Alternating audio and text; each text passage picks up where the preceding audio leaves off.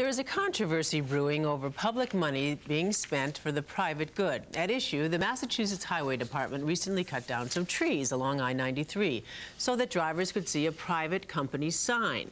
Now, an Andover activist wants the state to cover that sign. News Center 5's David Ropeek has the report. So you're driving down I-93. The side of the road is all trees and bushes, and what's that? A sudden break in the trees to reveal a corporate sign. You know who cut the trees for that company? The state's highway department.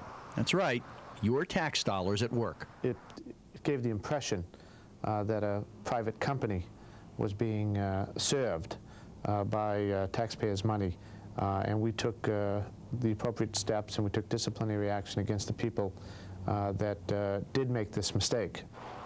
Okay, now let's move on to Chapter 2, what to do about this mistake. Larry Bruce, who drives past here every day, was the neighbor who first complained about the cutting and brought it to public attention. I'm looking at that sign, and I'm saying to myself, how could that possibly be as beautiful as the trees that were cut out of there? Bruce offered to replant the area at his own expense with trees that would cover the sign. Then Putnam offered to landscape the site with bushes that would not cover the sign. The Putnam investment proposal obviously is, because it's a much more expensive one and more long-term, does look like it's the best option right now.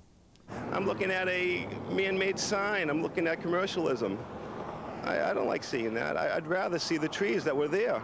I don't see any sin in allowing a tax-paying entity to have a visible sign. So at this point, it looks like the Mass Highway Department will continue to clear the way for Putnam to keep its sign visible, which would be an interesting end result, since the Mass Highway Department admits that the initial clearing that made all this possible was a mistake in the first place.